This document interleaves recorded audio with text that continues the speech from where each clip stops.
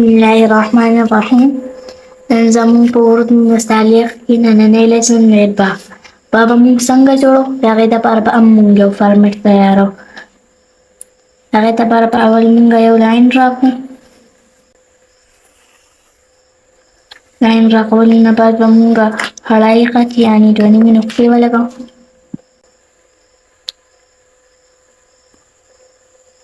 نیمې نقطې لګولو نه بعد به موږ بل طرف ته دوه نیمې نقطې ولګوو. بیا به یو لاین راکړو. څنګه چې موږ په مخکیني لیسن په مدورې کې چې کومه زاویه استعمال کړې وه هغه زاویه به اوس موږ دلته استعمالوو. موږ به خپل قلم اول په 45 انګل کیږدو، بیا به یې په 90 انګل کیږدو، بیا به زموږ سره یو ټراینګل جوړ شي.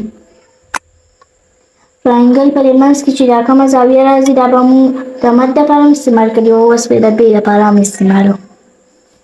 اولنۍ خبره دا ده چې د قلم قد به اوس موږ په دقه زاویه کیږدو.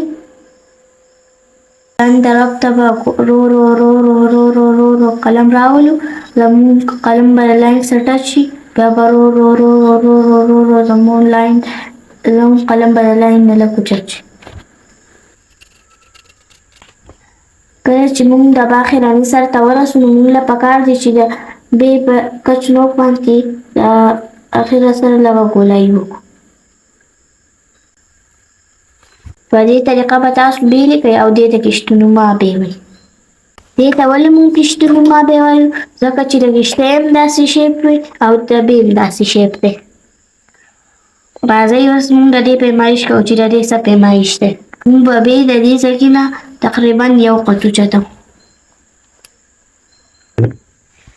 د ب اخرنی ځای چې کوم دی د دې هم د لاین نه یو قط فاصله وي او د دې ځای نه نیم قط فاصله ده.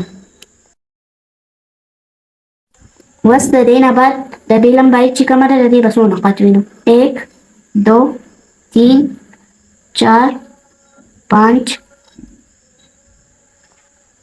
6 7 8 9 10 11 تقریبا 11 قط د دې لمبایي وي. دې ته به موږ ولیکو 11 قط. دا یو قط دی، دا هم یو قط دی او دا آده قط دی. اوس به موږ ګورو چې د ب ګهرایي څونه ده. 1 قط آده قط. د دې ګهرایي زموږ سره یو نیم قط ده. اوس به موږ د ب نقطه ب نه یو قط لاندې لګوو. دا به موږ د ب په منځ کې لګوو. 1 2 3 4 5 6 دا به زموږ سره یو قط تقریبا یو قط فاصله لري. دا زموږ سره د ب نقطه شوه. دلته به هم د یو قط فاصله وي، نه به ډېر لرې وي او نه به ډېر نږدې وي. اوس به موږ د ورغ قلم سره پریکټس کوو، د هغې دپاره به هم هغه فارمټ تیار کړو. کله چې موږ کومه ب زده کړله هغې ته کشتنما ب وایي او اوس چې موږ کومه ب زده کوو هغې ته ناخنې ب وایي. بله چې موږ کوم فارمټ تیار کړی و هغه شانتې به لاندې موږ فارمټ تیاروو. دا زموږ سره 2.5 خط دی او دلته به هم زموږ سره 2.5 خط وي.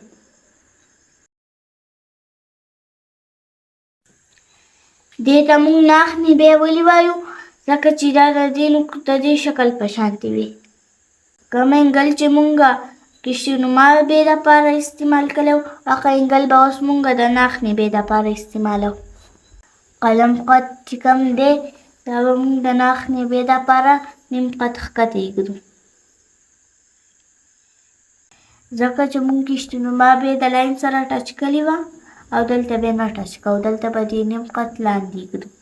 د ناخنې ب دپاره د قلم قد موږ د لاین نه نیم قط لاندې کېښودو او بیا موږ ډریګ کړو. د وړوکی ب چې کوم دی دا ځای یې لږ داسې کرو غوندې کړي او په اخره کې لږ سیده کړي.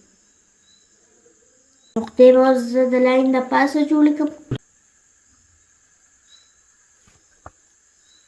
اوس به موږ د دې پیمایش کوو چې د دې لمبایي څونه ده. دا زموږ سره 1 قط شو، 2 3 4 5 5 قط د دې لمبایي ده. دې ځای نه چې کوم دی دا هم یو قط ده، دا هم یو قط ده او د دې ځای نه نیم قط ده. دې د یو قط لرې دی.